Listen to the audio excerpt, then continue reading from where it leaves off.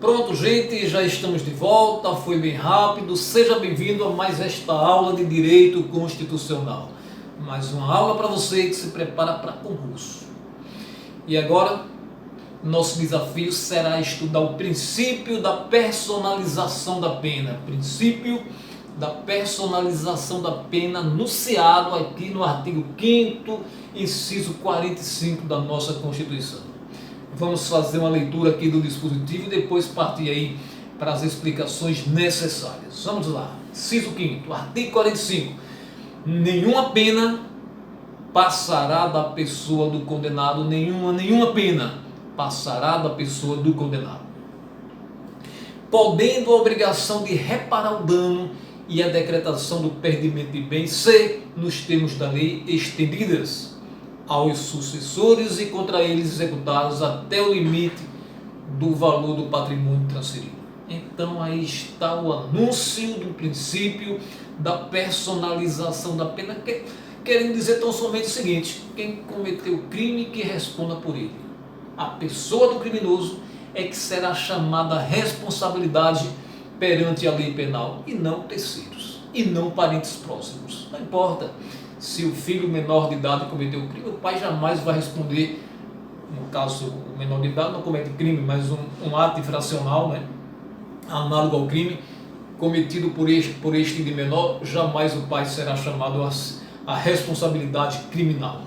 A crime não passará da pessoa do criminoso. Não é porque o Estado não conseguiu alcançar o criminoso que vai atrás aí de um parente próximo. Não existe isso em respeito ao princípio da personalização da pena. Somente o criminoso que pague pelo seu crime.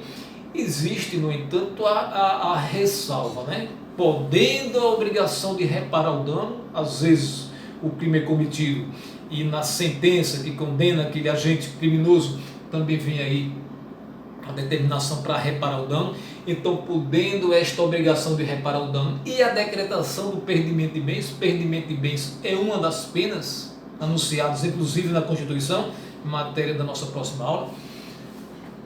Esta possibilidade de reparar o dano e esta decretação de perdimento de bens pode ser estendidas a terceiros, entenda, aos sucessores, aos herdeiros.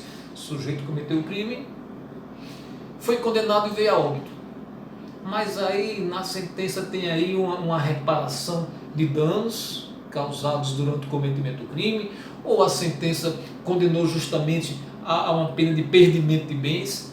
Aí o Estado vai ali no patrimônio deixado pelo criminoso falecido e vai retirar esses valores necessários a reparar os danos, ou valores necessários aí a cobrir aquela pena de perdimento de bens, mas estão somente no patrimônio deixado pelo decursus, né?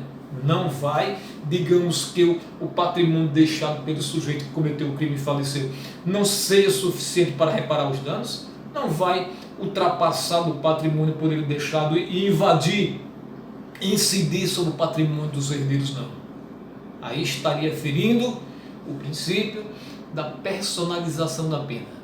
Essa possibilidade de estender os sucessores existe, mas somente até o limite do valor transferido. O espólio está ali.